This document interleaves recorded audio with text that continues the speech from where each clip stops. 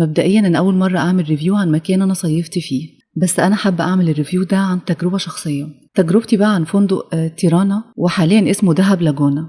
الفندق ده من اجمل الفنادق اللي انت ممكن تدخله في دهب، برغم ان هو 4 نجوم لكن هو يستحق انه يكون 5 نجوم. الشط بتاعه جميل جدا، وده الوحيد في دهب اللي شاطئ رملي.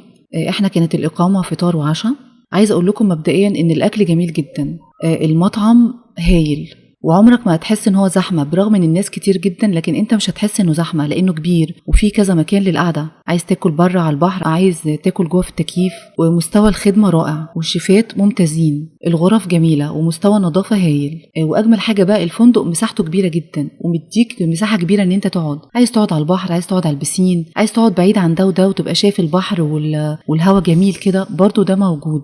ومفيش مكان هتحس ان هو زحمه، مش هتلاقي الشط زحمه، مش هتلاقي البسين زحمه، مش هتلاقي اي مكان انت قاعد فيه زحمه، لان الفندق كبير جدا. المناظر بقى الطبيعيه والشجر والبحر هايل، غير بقى مش ناسين الاطفال ومش ناسين الكبار، يعني انت هتلاقي ده مبسوط وده مبسوط. بيعملوا اكتيفيتي على البسين، بيعملوا اكتيفيتي للاطفال وبيعملوا اكتيفيتي للكبار، وبالليل برضو نفس الكلام، حفلات رقص وغنى للاطفال وحفلات رقص وغنى للكبار، فانت مش هتلاقي حد زهقان.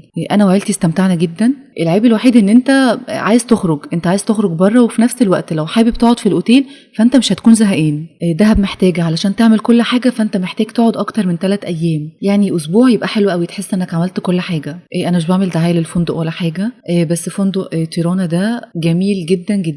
تاكد ان انت هتكون مستمتع ومبسوط، بس في حاجه خد بالك منها، لازم تتاكد قبل الحجز من مساحه الغرف، خصوصا لو معاك اطفال. بس دي الحاجه الوحيده اللي انت ممكن تاخد بالك منها وتكون مأكد عليها في الحجز، لان الاوض الدبل مش كبيره، فانت لازم تبقى عامل حسابك لو في اطفال تبقى اوضه تريبل مثلا، او غرفه سنجل وهتاخد جنبها غرفه دبل. بس يعني دي الحاجه الوحيده، الملاحظه الوحيده الموجوده. اما بالنسبه للفندق كخدمه ونظافه ومكان جميل ممتاز.